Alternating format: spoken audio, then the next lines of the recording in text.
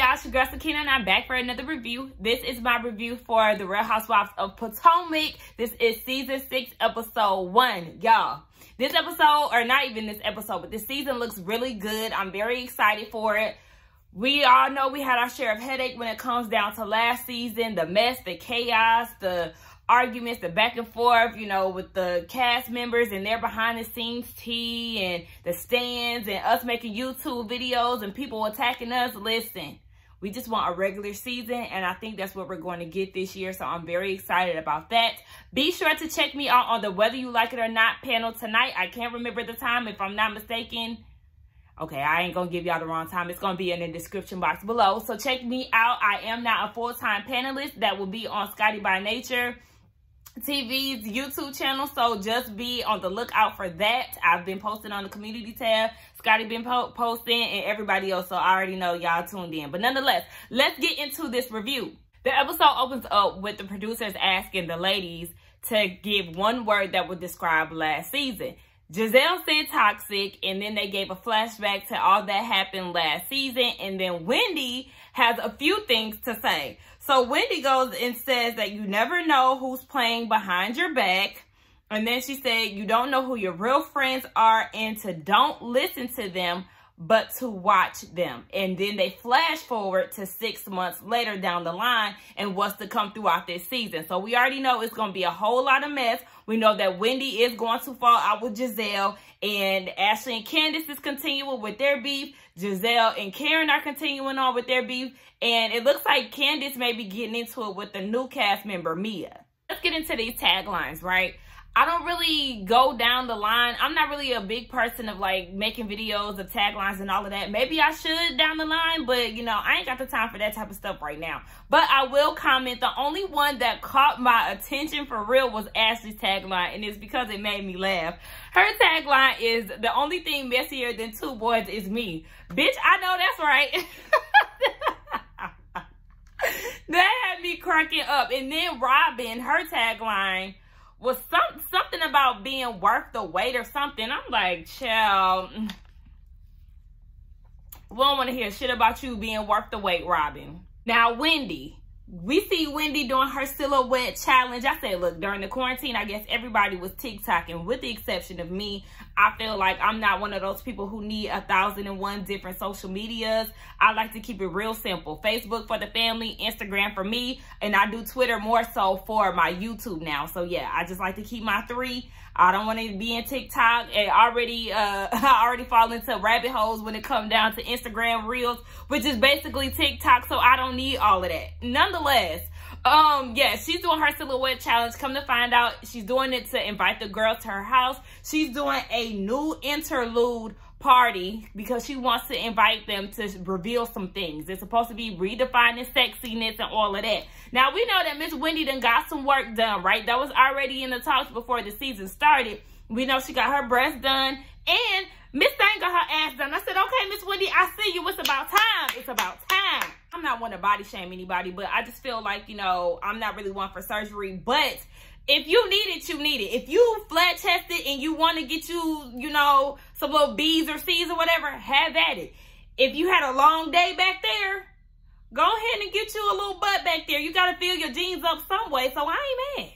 Candace and Chris has now moved out of Dorothy's house officially. We know that they talked about that on the reunion, but yes, they have moved out. They have a new home, which is 6 beds, 7 baths, and it looks very beautiful. I said, okay, yes, y'all definitely moving on up and out of Dorothy's house. Ashley is at the house, still pregnant, but she's almost at the finish line. She has 10 more days to push that baby out. Michael is there. Y'all know I cannot stand Michael, child. But nonetheless, she's talking about she didn't know what fatherhood looked like growing up as a child, and he's a good dad, so she knows he's going to be a good father to this new baby. They ain't been having sex. They ain't had sex in 4 months. And he's talking about, yeah, we're going to work on that. How? When the baby about to be here in 10 days? Ain't you? Because, you know, when you have sex, it helps speed up the birthing process and all of that, getting the baby up out of there. Y'all ain't had sex, and to be honest, she could consider herself lucky because don't nobody want you crawling on top of them. Ugh, she's just doing it for the money. Because they're not having sex, she's starting to have some thoughts to herself, or she was having thoughts to herself. If he would cheat on her, girl, he probably already cheating. He just trying to do it on a more slicker side. I don't put nothing past no man who already has a big cheating history. Baby, once a cheater, always a cheater in that stance. Now, I don't think that all men cheat, but if you have a history of cheating, in my mind, you ain't gonna change, honey. Yeah, I don't want nothing to do with you for real. But like I said, she in it for the money. She's talking about they went to counseling and it's helping with their communication. And she wants him to be more open and honest. And he was like, yeah, sure. When people respond like, sure, to me, I feel like they're not listening. Because you don't really have any more words to say other than sure. Like, yeah, he ain't listening to you, girl. We gonna see how this communication thing work for y'all. Giselle goes over to Candace's house, and she's the first one out of all the ladies to visit. Now, Candace is playing stepmama because her stepchildren are in attendance. We get introduced to Chris's kids. His daughter named Naya, if I'm not mistaken, she's 8. And then his son, who was older than the daughter, his name is Mateo. I can't remember how old he is. But yeah, she said she's trying to get adjusted to this whole stepmother role and trying to be comfortable in it. So it's just a day-by-day process for her. And I understand, because trying to get to know some grown kids, it is difficult. That's why I feel like I would need to have my own kids with my husband. I don't want to step into something, especially if the kids don't have any personality. I am big on little kids having personality, because if you can make me laugh, if you silly, if you funny, if we can kick it, then baby, we could be best friends. I could be stepmama. I could do all of that with you. But if you like socially awkward and all of that, it's just like, ugh. How we gonna talk if you don't like talking? I don't know how to do this. Candace is giving Giselle a tour, and she brings her to Dorothy's room.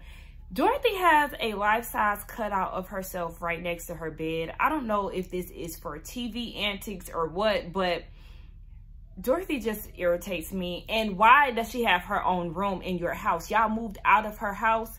It's not necessary or required for her to have a designated room. Yes, I know there's guest rooms and all of that, but to give her one with a cutout and there was like some type of thing about her on the dresser, all of that is unnecessary. Do y'all have one of those for Chris's parents? Oh, I highly doubt it, but nonetheless, yeah. They try to figure out what Candace is doing. She's still in school. Chris is online doing cooking courses and trainings. And Giselle was like, oh, where he at? Because I'm hungry. Did y'all notice when Chris came downstairs and she said that she was hungry? He looked at her like, bitch, I'm not your damn servant. But he went to the kitchen and got her some pre-cut fruit. Like, here, bitch, shit. I'm not about to be cooking. I said, I know that's right, shit. Candace wants to know what's going on with Giselle and Jamal. Nothing. They're not doing well. And she blames it on the pandemic. Candace likes to think otherwise. She thinks it's because Monique and Karen got her ass together down at their reunion and embarrassed her. And let's be honest, none of us are surprised that they're not on good terms. Like, girl, we already seen all of that coming. That goes back to what I said earlier. If you're a known cheater and you have a track record of doing so, you're going to continue to be a cheater, especially when you're in your old ways, like Jamal and oh, nasty old white guy. Yeah, y'all just gonna keep at it. I don't see y'all changing. So Giselle, I don't even know why you gave him a second chance. Aaron and Candace are not friends still, and I'm like, okay, well, I mean, I thought they would have gotten it together by the start of this season, but maybe they'll come together later on. We'll see. Giselle said, fuck Karen and everything that she talking about. Yeah, you mad because she outed you and she putting your ass on blast and you ain't have nothing to say. Speaking of Karen, we see the Grand Dame is at the house with Ray. They're doing some type of spring cleaning, trying to get rid of some old shit. Remember, they are doing their wedding renewal vows. Girl, did I say that backwards? Is they're renewing their vows, whatever. They've been together for 25 years, so this is a milestone for them. Karen is shady as hell. In her confessional, she gonna say, some people ain't been together for 25 seconds. Some people got boyfriends that live in their phone and they can't get to see them in person, baby. We already know she's talking about Giselle and how Jamal live in that phone. That's the real issue right there, girl. You can't even get this man to come down to DC to visit you on the regular because he out here slanging D all over Atlanta. We learned that Ray canceled their first marriage. I don't know how they decided to move forward, but Karen told us that she went on a trip without Ray knowing. During the trip, she decided to tell him where she was, and when she got back home, he asked for the ring back. Excuse me? Was this like out of the blue where y'all beefing and then you went out of town?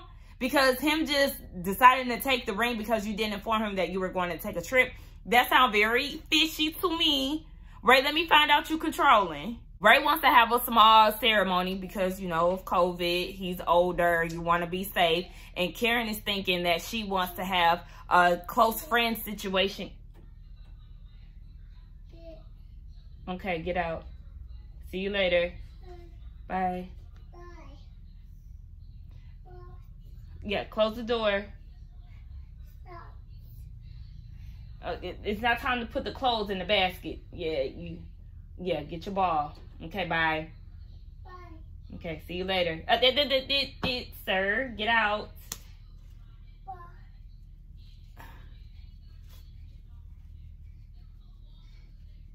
Yeah, get both of your balls. Okay, see you later for real. Bye. Bye. Close the door. Huh? Close it. Child, he always trying to steal a moment these days. Anyway, Karen was saying that she only wants to invite a certain amount of friends, and she brought up Giselle and how they're not friends and how Giselle always has something negative to say. Jumping back to Candace's house, we see that Giselle is talking shit about Karen, and she said that she didn't want to bother Karen last season and she had a lot on her plate. One of those reasons was because her husband didn't love her and that she doesn't like his peen. I said, oh, you got a lot to say for somebody who was mute as hell down at that reunion. And I know you ain't talking about somebody's dick when you fucking with community dick. So now Giselle wants to speak up and she wants to tell Karen's truth. So I'm like, how you gonna try to tell somebody else's truth? Like, make it make sense. And where was this energy down at the reunion? Because you definitely could have had it out with Karen back then, but instead she was getting your ass together. She got your ass against the wall and you couldn't do nothing about it.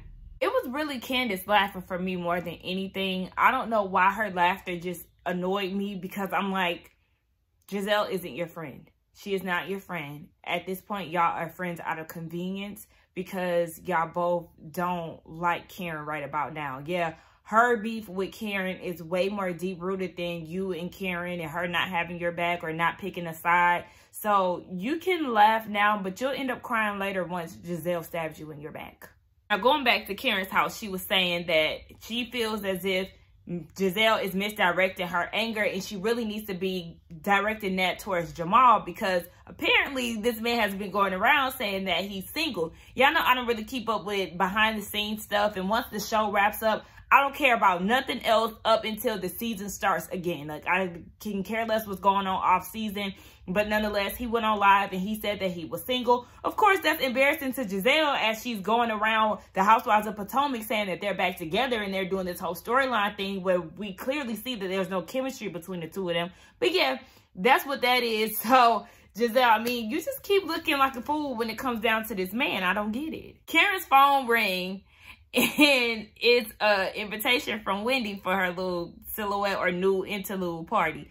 When Karen went to go sit on Ray's lap, when I tell y'all that was the most cringiest land that I've ever seen. And look, baby, you were struggling to land on that man's lap. He almost dropped you.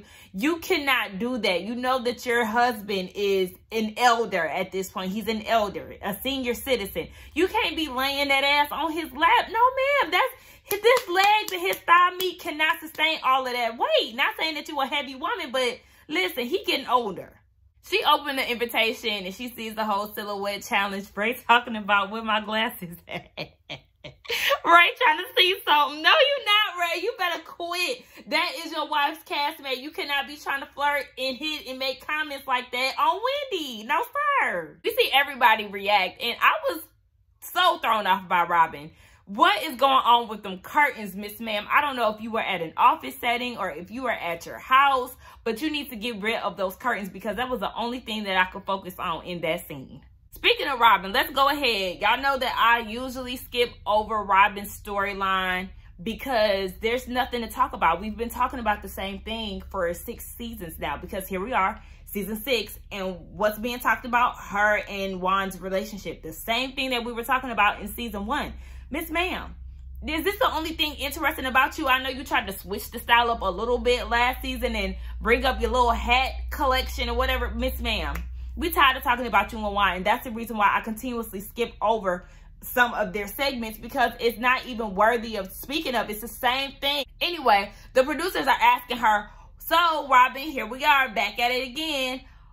The number one question, when are you and Juan going to get married? I feel like Robin needs to have her response prepared the same way that Sheree needs to be prepared for Andy to ask her, is that She by Sheree? Or when are we going to see She by Sheree in the stores X, Y, and Z? Have your notepad, have your little sticky note, whatever, prepared for your response, because you already know that they're going to ask this. So Robin, I'm going to need you to be prepared. Sheree, I'm going to need you to be prepared too. But nonetheless, she is now blaming it on the pandemic. I said, this is a perfect reason for y'all not to focus on y'all marriage. Y'all just going to be forever engaged. She's going to be a forever fiance. And that's if Juan decides to stay with her, because it looks like he got some issues with him. Now, anyway, they go and get a smoothie, and he's talking about how she's been lazy lately and he wants kids, and how is he going to have kids with her if she wakes up at 2 p.m. Look, y'all sons are at the age where they can fend for themselves. Folks trying to get up at 8 a.m. to do this, and that for them. Them boys is in their teens. Get your ass up, clean up, do your homework, do your thing. When I wake up, all that shit better be done. If not, y'all gonna have hell to pay. Simple as that. Yeah, you want more kids, but Robin is 40. Who said that she want, or she's 41. Who said that she wants to go through that process again? Listen, I don't know. I mean, not saying that she can't do it, but it doesn't seem like she really wants to. And just because you want to have a girl, Juan, that does not guarantee that you're going to have a girl. So being pregnant is really just a gamble, especially if you already then came out with 2 boys. I mean, Wendy did it. You just never know. Being pregnant is always a gamble. But I just feel like, Juan, is you gonna be the one taking care of this baby? Cause yeah, I'm gonna need you to pipe down. She can sleep in if she wants to. The pandemic is a lot. She said that when she's going through a lot or when she's feeling depressed, she shut down. So maybe you need to be a little more attentive instead of trying to judge her and wondering why she sleep till 10 o'clock or 2 p.m. or whatever. Because it's a pandemic and ain't shit open. I can sleep when I want. We see Wendy went down to the doctor's office to follow up after her, her post-op appointment. She's now able to drink. She can do her regular functions. Now, she's saying that she only got her breasts done. But, Miss Ma'am, we are not fools around here, okay? We already recognize that ass then got fatter. And your ass ain't gonna grow overnight like that, okay? And the doctor was touching your stomach, in which I noticed was definitely on flat the first scene that you were in on the show. So, yeah, you think you're slick, Miss Wendy. We peeped that you got the titties, the stomach, and the ass done, and the girls think that you got a little more done. Let's move on to her party. We know her party is based on her breast reveal. So it's breast themed, it's nude themed, and she has titty cupcakes. Now she goes and gives her kids cupcakes, and they're asking her, and Eddie are asking them what do they think the cupcakes are, but they have no idea that they eating nipples. I was with Eddie. All right, let's just protect their innocence. If they want to act like they don't know what it is, act all confused if you want, because I mean, shit, it's okay. But we know they like to pull pranks and joke around with their kids. Giselle was the first person to arrive to the event, and I was actually shocked that the girl looked nice for once. With the exception of her hair, I would have did a different hairstyle. I don't know. I just, you know, that whole hump thing that's like, you know, played out in 2008 type shit. Nonetheless, I thought that she actually looked cute. Her outfit was really nice. Now, the girls are complaining about how far Wendy lives, and they show us on the map that she lives past Baltimore, because Robin said she told her kids that Wendy lives far. And I'm like, says the bitch who live in Baltimore. Everybody says that you're the one who live far out. But once they got to showing that map and showing that Wendy lived past Baltimore, I said, listen, who lives in Potomac with the exception of Karen at this point? Who does? I understand that y'all used to have a Housewives of DC. I feel like y'all could have gave us Housewives of DC revamped the same way that y'all are going to give us Housewives of Miami revamped. Like, or at least name it Housewives of DC or the DMV, because nobody lives in Potomac with the exception of Karen. So, yeah, there's really no point. Karen is on her way to the party with Mia. Mia is the new cast member that we've seen in the blogs a few months ago. I didn't know that her connection to the show was Karen, but hey, it is what it is. She need a new ally, right? Or, I mean, I don't even want to say ally, because just because you started on a show with somebody does not mean that y'all are going to continue to be friends. look at Giselle and Karen. I mean, they always had this weird thing between them, so I don't even want to use them as an example. But like Contessa and Toya and Sharice. Didn't Sharice have a connection with somebody? Oh, Sharice and Monique, you know? Yeah, so you really can't rely on that. But nonetheless, that's her connection. And we learned that Miss Mia is a chiropractic franchise owner. So she has a few up and down the East Coast. We see that Karen and Wendy, at some point, they did a flashback. They had to sit down, and Karen was asking, can she come to the party? Now, Wendy did seem a little reluctant, but, you know, she ain't got no choice because this is Bravo's whole thing. I'm pretty sure production said, we're going to introduce her at this new party. So, Wendy, you really don't have a choice. I like to see that they did a reset, and they're letting bygones be bygones. They're starting over for this new season. I said, look, because I don't want to hear no more Wendy and Karen beef, especially because y'all little, I don't know hers was real unnecessary. I did laugh when Wendy said that they come from 2 different times. Bitch! What you're not going to do is disrespect the ground down. We are not doing that. Candace is not coming, and Robin feels like she's doing that because she's not ready to see Karen. I could definitely see that because she's talking about some, I got food poisoning, girl. Did you? Only thing that I don't like that Karen did was prep Mia for Giselle. Everybody's experience is different. We know that Giselle does her typical thing. Usually, if it's a pretty young girl or if she has something that Giselle may want or whatever the case, we know how she can act very jealous, very green-eyed bandit-esque. But just let her form her own opinions of Giselle and go from there. Karen and Mia walk into the party and Giselle wants an apology immediately. I said, girl, fuck you in that apology and that terrible-ass wig that you're wearing in both of your confessionals with no part. Like, Giselle, you just never gonna learn, huh? You're never going to get the fashions and the hair together. Kyle is supposed to be your hairdresser, and maybe it's time for you to go a different route because, Miss Ma'am, both wigs that you wore, now the second one, that little blunt cut, that wasn't a bad wig, but the fact that it didn't have a part was really sending me. And that frizzy shit that you was wearing, talking shit, no, ma'am. There was some of these confessional looks that I really didn't even like. I didn't like Candace's all-black confessional look. That was a no. I didn't like Karen's white confessional look. I didn't like the outfit, and I didn't like her hair. I'm trying to think of who else. Wendy is the one who definitely is showing out in her confessional. The girl looks great. Was there anybody else that I could think of right now? Oh, Ashley looks good in her confessional, the little orange. Both her and Wendy had on like some type of orange outfit. They looked really cute in their confessionals, but the rest of the girls, it's enough for me. The girls want to get more into Mia, and we learned that she has 3 kids. She has 2 boys, 1 girl. Baby lives on the harbor, on the Baltimore harbor. I don't know nothing about it, but it sounds fancy because she got a penthouse. She also has a lake house in North Carolina where her grandchildren are. And the girls are like, hold on, wait, you said your oldest kid is 12. Grandkids, where this come from? She has an husband. Girl, what? She has a husband that is really 32 years older than her, but sis kept saying 38. And they're like, wait, girl, you're not doing your math right. If you're 36, girl, no, your husband is 32 years older than you. Like, I'm going to need you to get that together. How old is her husband? He's 68 and she 36. I said, oh my gosh. How old is Michael? Is he in his 70s yet?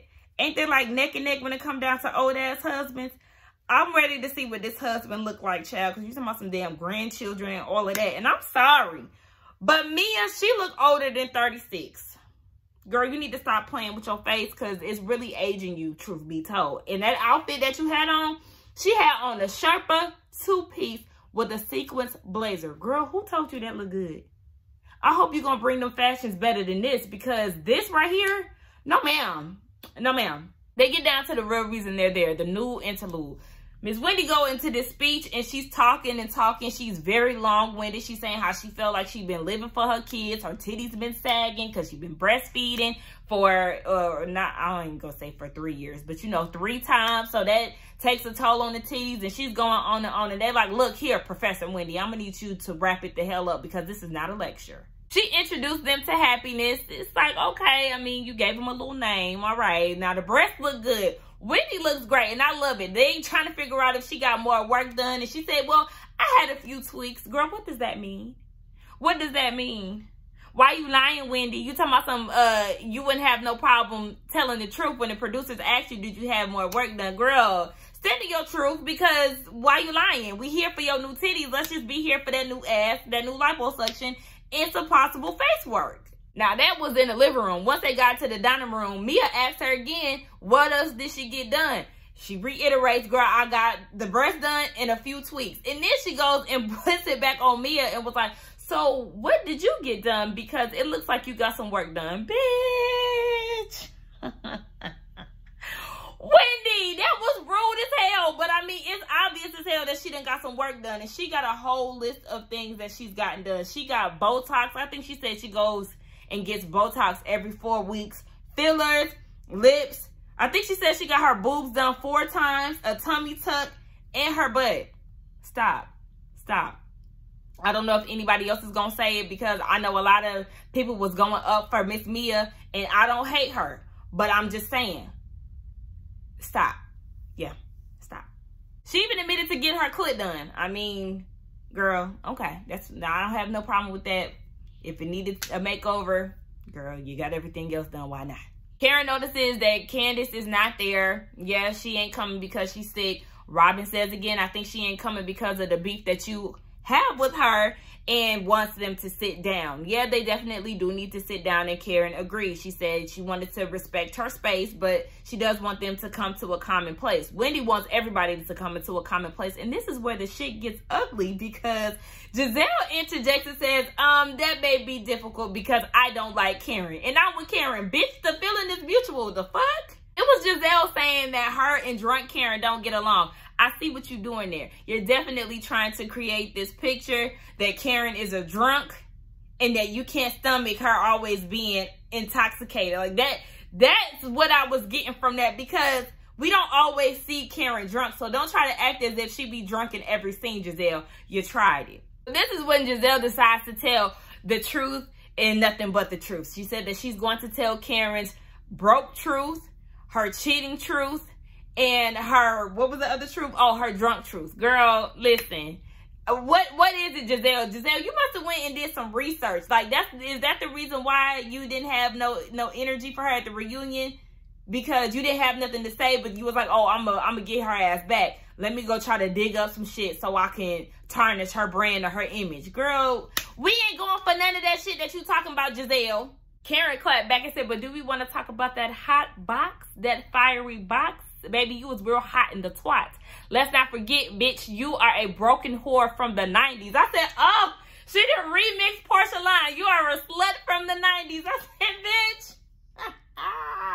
Because, baby, that was going back and forth. Giselle talking about how Ray's peen is broken. And Karen was like, you will not disrespect my husband because your dick is around here inserting his in everybody's vagina. And then Giselle had the nerve to clap back and says, at least it works. Giselle, baby, go ahead and log out for me. Because what the fuck? What the fuck? That was your clap back. At least it works. So you okay with him just passing around peen to any and everybody around the church and around Atlanta? Girl, you should be really embarrassed for that. Like, really? Y'all hear Wendy when she said, let's stick to the titties and not the coochie. I ain't gonna lie, y'all know I like Wendy, and Wendy had me cracking up this episode. All her commentary had me laughing. But now Karen goes and says, well, that's why we had to go to Sing Sing. This is what she's telling Giselle. What's Sing Sing? I hope that's not a racial slur, because I don't want the people to be after you, ma'am. Like, what is that? You're gonna have to explain that to the class, but I guess we'll figure that out next week, because they left us on a cliffhanger and it's to be continued. So yes, that is my review on the Real Housewives of Potomac. The girls definitely came back popping it off. I will say this, Monique is not missed. And if you want to be honest, Candace wasn't missed in this scene either. The girls are bringing it themselves. They don't need Monique. And I mean, shit, depending on what Candace is giving, she can go next season too. So listen, you just never know. I know it's only episode 1. I don't want to be talking too soon, but I definitely enjoyed that last scene. It was giving and it was funny. So I can't wait to see what the rest of the season is going to bring. Let's get down in the comments and talk. Don't forget to like, comment, and subscribe to my channel, and I will see y'all in the next one. Bye.